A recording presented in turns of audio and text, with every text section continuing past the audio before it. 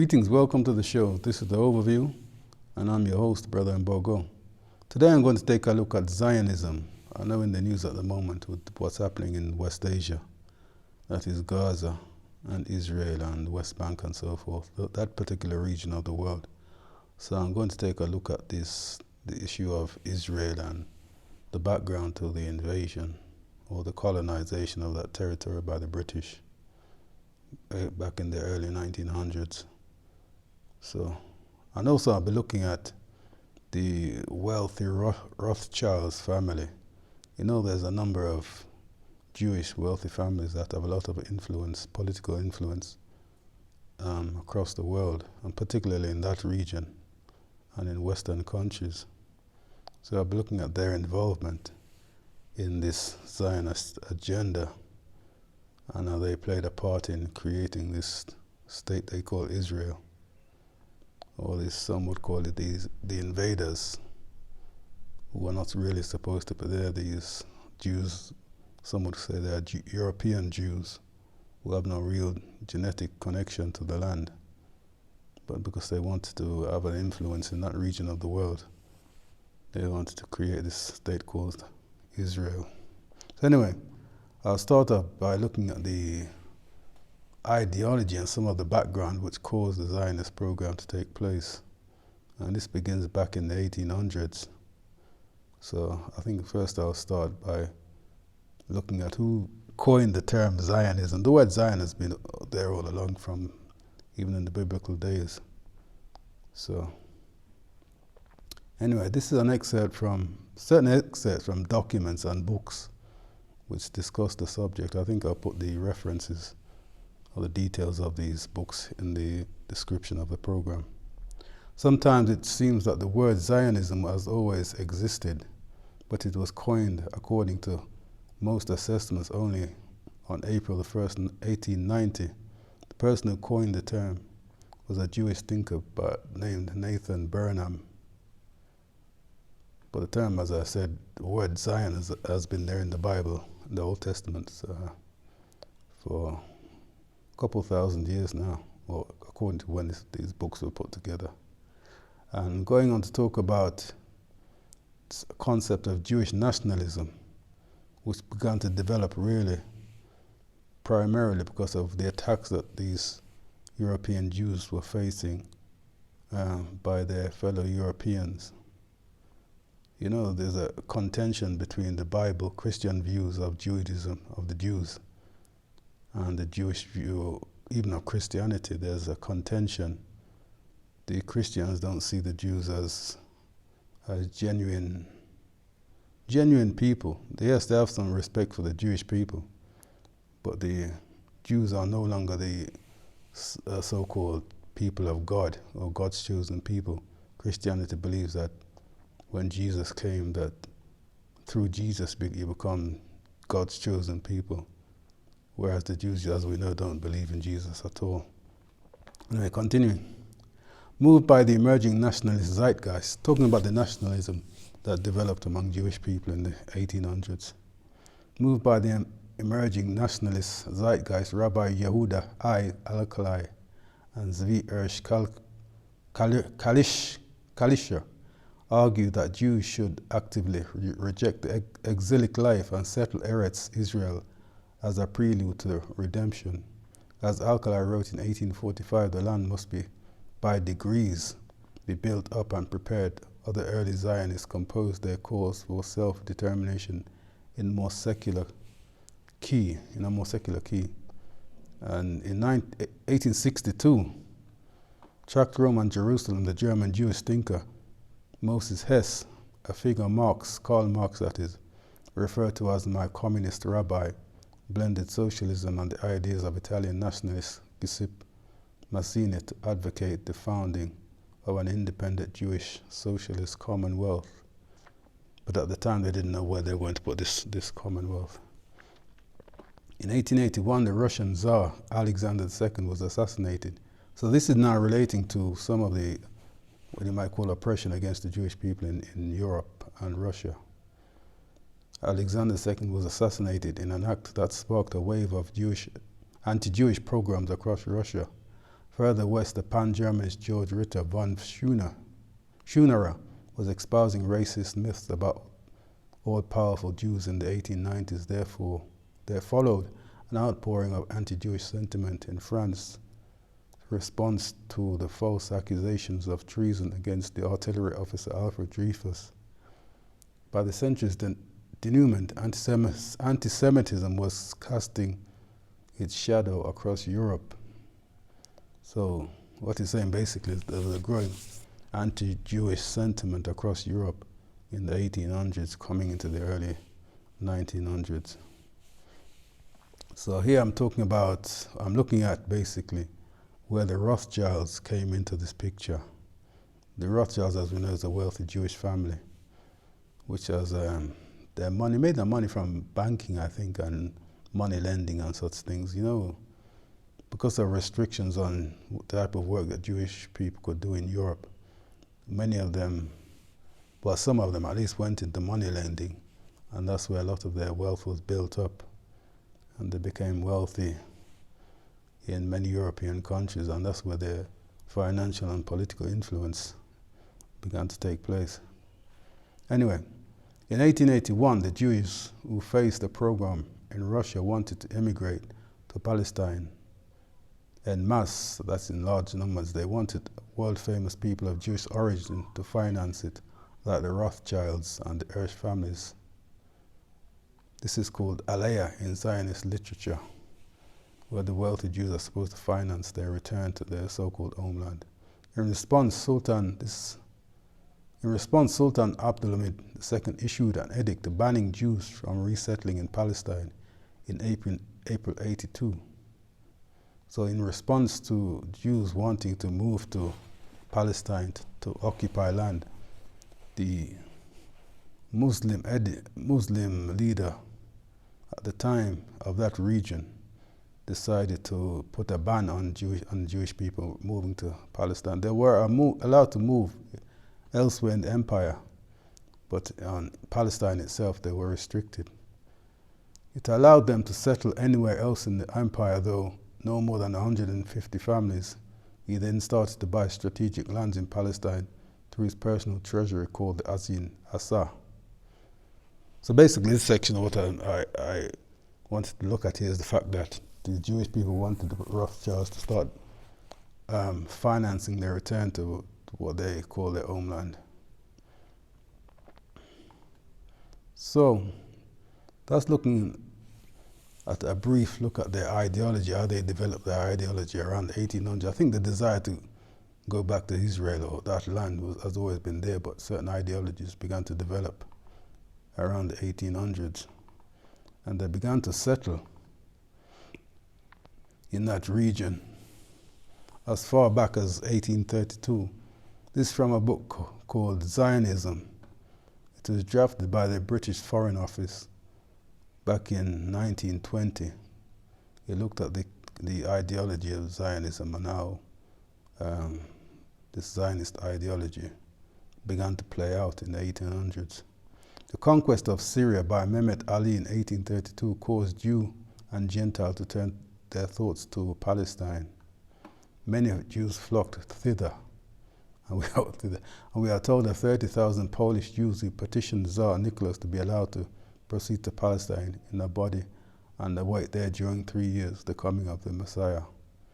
So this Jewish notion that relating to their Messiah and them returning back to their so-called homeland, part of this Zionist ideology at the moment is that when the people return to Zion, the Jewish people return to their homeland or reconstitute their kingdom, then the Messiah will come.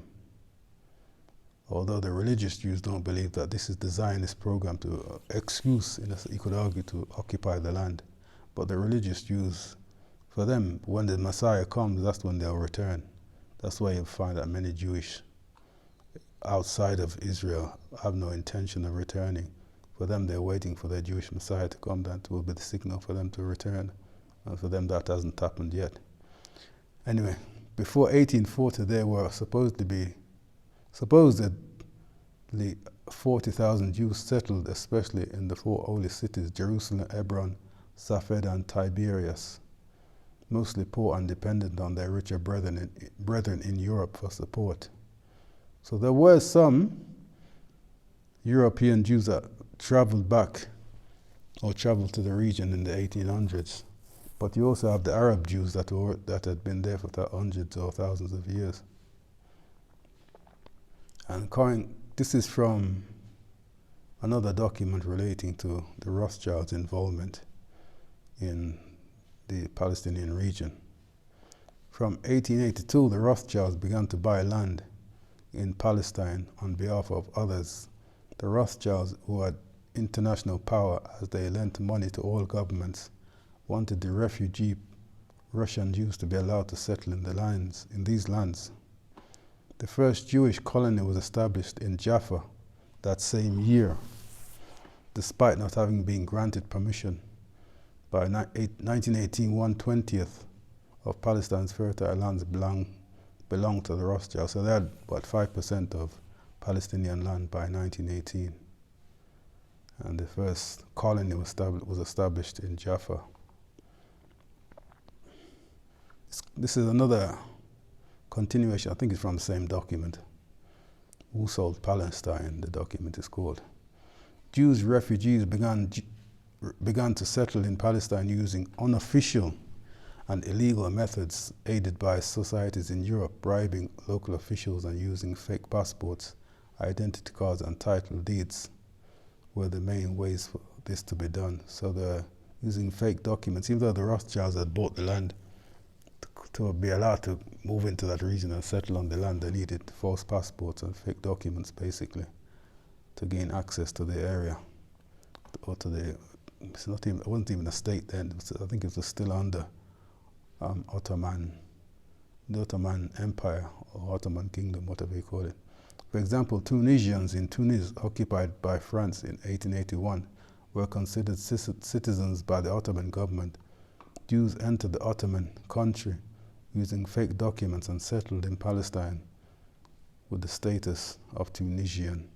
So even European Jews, it seemed, because the Tunisians were considered part of the society, or legally part of the Ottoman Empire, so they could access Palestine quite easily. But the European Jews who wanted to access the land, they created fake Tunisian documents to allow them to access the land. And these are some of the organizations that were started during that period around 1901. The Jewish National Fund was founded in 1901 by the Baron to buy and develop land in Ottoman Palestine for Jewish settlement. The Palestine Jewish Colonization Association was created in 1924 under the presidency of James D. Rothschild, MP, the Baron's eldest son, in order to administer the Palestinian colonies. 1924, that was after the British colonized that region. They defeated the Ottomans and colonized that region. That's when some of these organizations started to develop. The Jewish Colonization Association, I think that's probably when a greater number of Jews started to travel to Palestine. So, okay.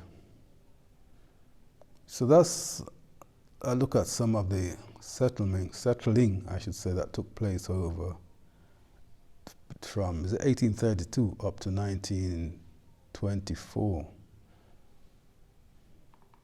Now I'm looking at the Rothschilds. I've mentioned that they bought land, but this is looking in more detail at the amount of land they actually bought over the period that they were buying. The sale of land by the Sersok family. The Sersok family was a Lebanese family. They were Greek Orthodox family that owned a lot of land in Palestine and in Lebanon and that region. And the Rothschilds bought a lot of land from them, as it states here. The sale of land by the Sersok family in Marj ibn Ammar is a noted case. Edmund D. Rothschild began investing in Palestine at the age of 37. In 1882, Baron D. Rothschild in 1923 founded the Palestine Jewish Colonization Organization, as I mentioned, which carried on its work under his son James Armand D. Rothschild. That is up to 1957 when he died. That's just stating which Rothschilds were involved in the purchase of land. So continuing, the family owned more than 90,000 acres or 400,000 dunams, that's 364 square kilometers, in the Jezreel Valley in Palestine, having purchased it from the Ottoman authorities in their dealings with the empire. In 1906, the Sursok family sold land in Palestine to the Baron D. Rothschild's Jewish National Fund, as I mentioned the National Fund a minute ago, with documents revealing that in 1929, under the British Mandate, the Sursok sold the majority of their holdings to the Baron. So this Lebanese family that owned a lot of land in the region sold it off to the Rothschilds. And this continues, also mentioning again Jewish purchasing of land in Palestine. The Jews purchased 200,000 dunams, more than 49,000 acres, from the wealthy family of Christian Arabs. I think this is the Sursok family, as I said. And this is also another territory which they occupied. Included in the purchase were 22 villages. Baron D. James Rothschild's youngest son, Jacob Rothschild, was a patron of the first settlement in Palestine at Rishon LeZion and bought from Ottoman landlords, again, much of the land which now makes up present-day Israel. So a lot of the land, I wouldn't say that because remember, the Nakba where over 750,000 Palestinians were evicted, kicked out of their land. So it seems most of the land was still owned by Palestinians by 1948 when the so-called State of Israel was created. But the Rothschild did own quite a lot of land in that region. Anyway, continuing, looking now at the Balfour Declaration, which was the so-called legal agreement or colonization agreement which gave the so-called Israelites, so the Jews, this land, or where the British gave them this land. They colonized, took control of the land and gave it to the Jews, the European Jews, I should say. And this also relates to the Rothschilds, as I'll mention here. Perhaps the best known historic event in which the Rothschilds participated at all stages was the so-called Balfour Declaration, which is generally accepted as the beginning of the State of Israel in the land of Palestine, which the Zionists had been working to achieve for the past 100 years. So secret deals went on. The Sykes-Picot Treaty is when the British and the French agreed to, after the defeat of the Ottoman Empire, agreed to split up that region, West Asia, or Middle East as they call it, Arab region, into their different territories. That's where the borders of these Arab countries come from. Similar to Africa, where Africa was divided up by the Europeans and created their fake borders. It also happened in that region of the world, the Arab region of the world, or Arab-Persian region, I should say. Secret deals between the English and the French. The two governments decided to divide Arab lands between them at the end of the war. It was and could only have been done with the backing of the Rothschilds. One such deception involved a letter from the Zionist leader Sokolau, who designated another Zionist, a certain Sacher, to prepare a draft addressed to Balfour, that the reconstitution of Palestine as a Jewish state was one of its essential war aims. Having second thought, okay, this is going into some of the disputes over this Balfour Declaration. Having second thought circle out, they believe that it was too ambitious.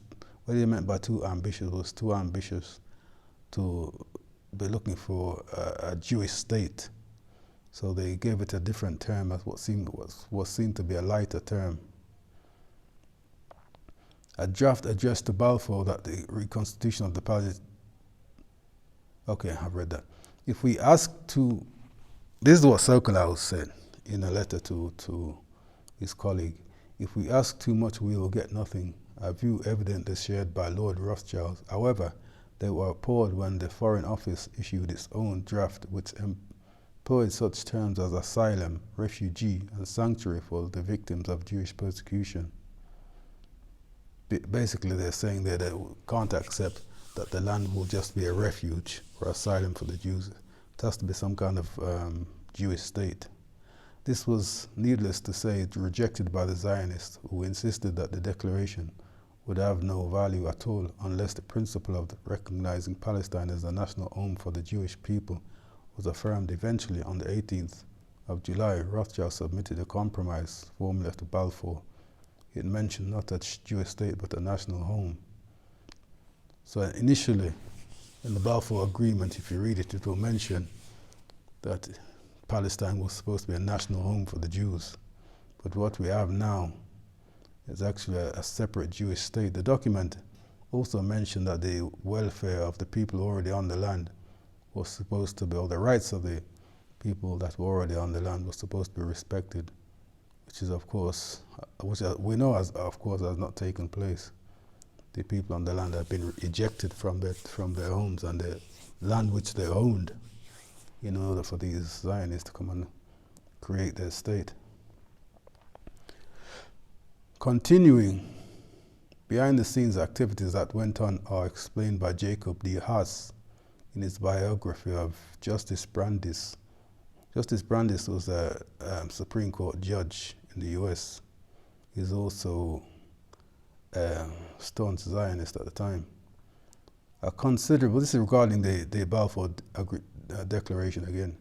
A considerable number of drafts of the Balfour Declaration were made in London and transmitted to the United States through the War Office channels for the use of the American Zionist Political Committee. The American ascendancy in the war councils led the British to ask for President Wilson's consent and approval of the terminology of the declaration before its issuance.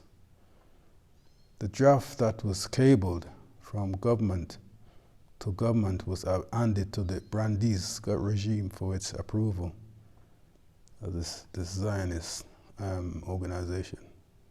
After a most necessary revision, President Wilson, acting through the Colonial House, who was in full sympathy with the Zionist aims, authorized cabling to the British government the version that was published, and which all the Allied governments in turn gave their approval. So all the Allied governments, including Britain and America, gave their consent to the Balfour Declaration. So it wasn't just something that was approved by a respected person in the UK or British government. It was something that was agreed by a number of European powers and also the US.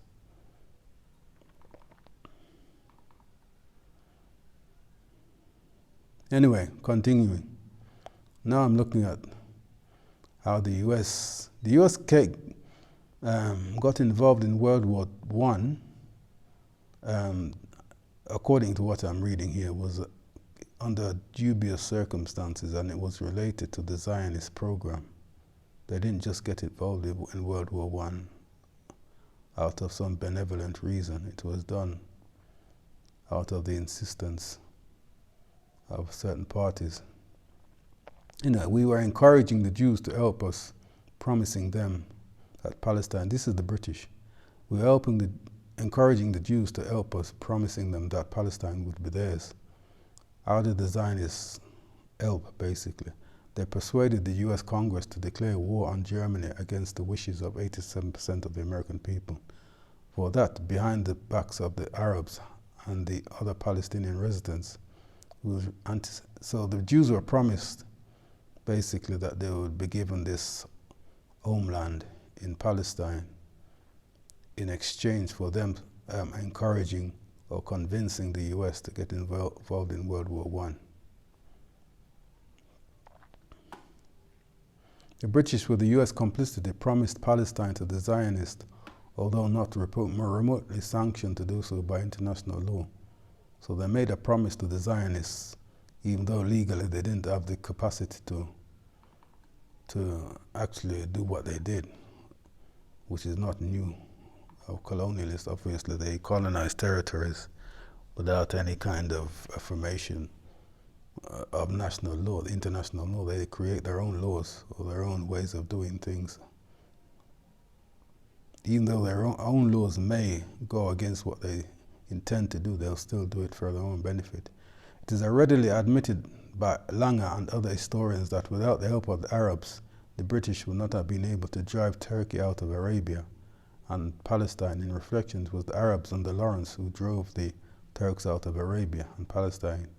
It is utterly illogical to believe that the Arabs under Lawrence and under his promises did so knowing that the homeland for the Jews was to be the reward for their fighting. So the Arabs helped the British to defeat the Turks in Palestine and the Arab countries, not realizing that the British had other intentions for Palestine, which was an Arab territory, or still is an Arab territory.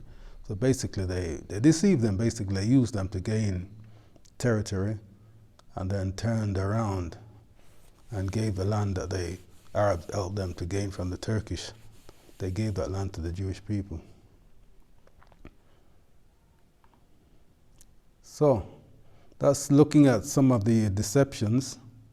How the Arabs were betrayed by the British. The British basically used them, as I said, to gain what they wanted to gain.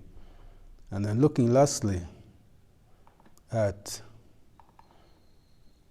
this notion that all Jewish people agree with the Zionist propaganda or Zionist agenda, but many of the Jewish people outside of Israel don't necessarily agree with the Zionist program. I think I mentioned a minute ago about when the Messiah comes.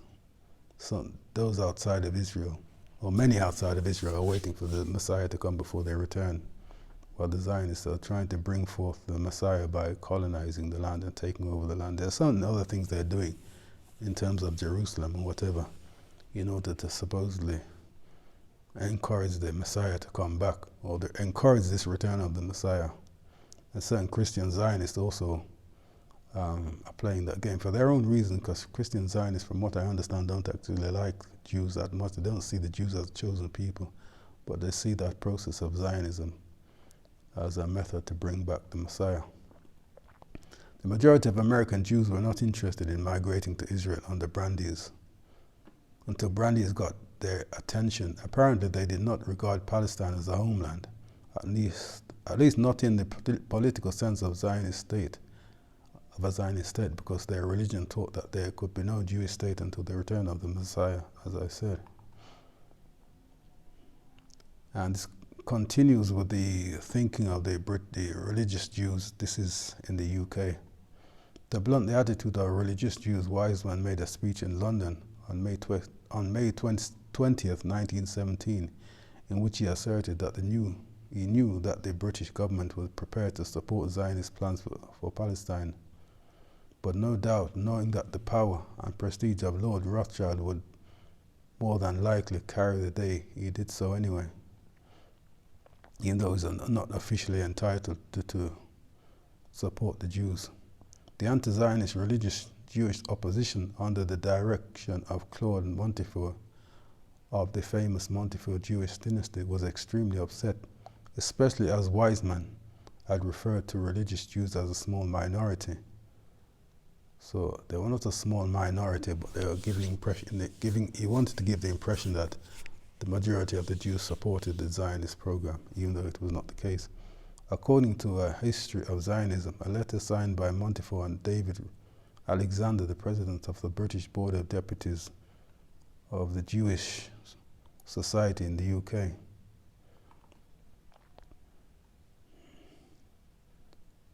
So according to this article, which was published on May 24, 1917 under the heading Palestine and Zionism, Views of Anglo Jewry, that is the Jews of the UK, they reiterated their protest against the Zionist theory of a homeless nationality, which, if generally accepted, would have the effect of everywhere of stamping Jews as an anachronistic religion, was the only certain criterion. The signatories also said that it would be a calamity if Jewish settlers in Palestine were to get special rights in the way of political privileges or economic preference over the people that were already on the land. This was a contradiction to the principle of equal rights for all. It would compromise Jews wherever they had secured equal rights and would involve Palestinian Jews in the bitterest feuds with their neighbors of other races. So basically they're arguing that if Jews went back to that land, to Palestine, and they were given special rights, it will create contention between them and the Arabs, and that's what we are seeing that is taking place today. So that's a look at this thing called Zionism and what has taken place since the early 1800s in terms of the Zionist agenda, and how they came to occupy that land, and how the wealthy Rothschild family was involved in the process, and how the British and Americans and other European powers were very much in support of what took place. So anyway, that's I'll be looking more details at the people that they call Jews that entered that land and that existed in Europe, whether they were actually really Jewish or they are just Europeans who adopted the Jewish or converted to the Jewish religion. And they're now using that as an excuse to occupy territory that belongs to another people.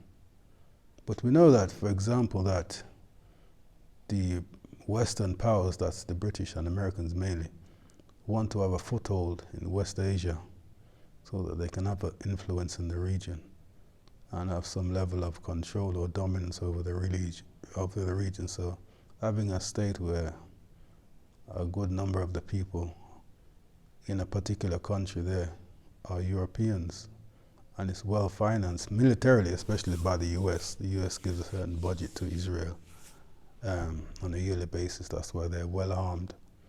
And also the program that they have at the moment of trying to destroy Iran so that Israel is the only strong military power in the region. That's part of their mindset of wanting to control the region. Anyway, that's a look at the Zionist agenda. That's it for now.